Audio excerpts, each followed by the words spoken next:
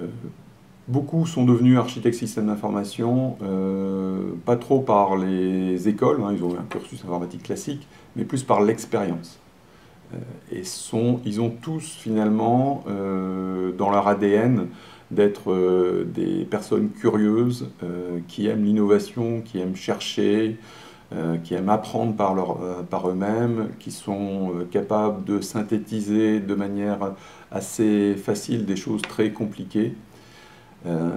Et des personnes qui, finalement, pour beaucoup viennent de la technique, mais sont de plus en plus attirées par les problématiques applicatives, fonctionnelles, voire métiers. Et ce qui me semble, moi, indispensable pour un architecte. Un architecte ne peut pas être, pour moi, surtout dans une équipe comme UAT, juste un architecte technique.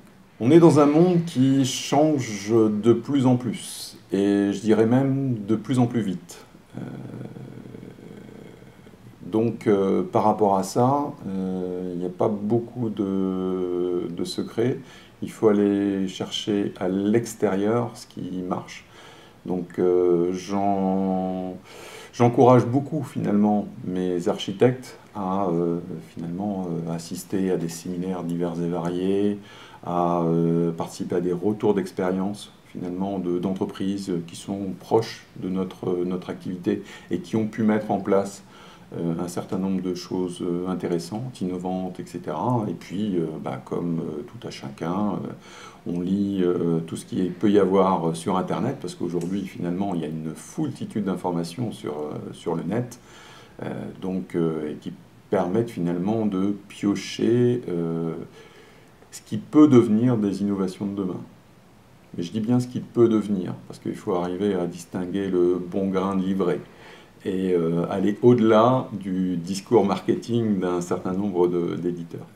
On ne peut pas urbaniser un SI et faire de l'architecture, faire nos métiers, notre métier, sans communiquer. On ne peut pas rester dans notre tour d'ivoire dans un coin, quoi. Pour moi, un bon architecte, un bon urbaniste, c'est quelqu'un qui va au contact des équipes, au contact des métiers, au contact des projets. Ne serait-ce que pour s'assurer que ce qu'il finalement il prêche se réalise et est bien mis en place dans les projets. Finalement, en faisant ça, on arrive progressivement, et c'est un travail de très très longue haleine, à faire comprendre à des métiers tout l'intérêt qu'il y a à rentrer dans une logique d'un projet industriel, informatique, et donc à rentrer dans le système d'information. Et on leur montre tout l'intérêt qu'il y a à faire ça, plutôt qu'à gérer des petits fichiers Excel, des petites applications Access ou autres qu'on peut trouver à l'AFD comme ailleurs. Hein, donc c'est pas la majorité, mais on en a quand même quelques-unes. Et on leur démontre que c'est quand même plus simple finalement de pouvoir s'appuyer sur une équipe informatique qui va superviser, qui va faire la maintenance, etc., plutôt que de s'appuyer sur une personne ressource qui peut avoir une mobilité, qui peut démissionner de l'entreprise, et finalement on se retrouve avec un métier qui a une application importante, qui peut être critique pour son business, et qu'elle n'arrive plus à maintenir.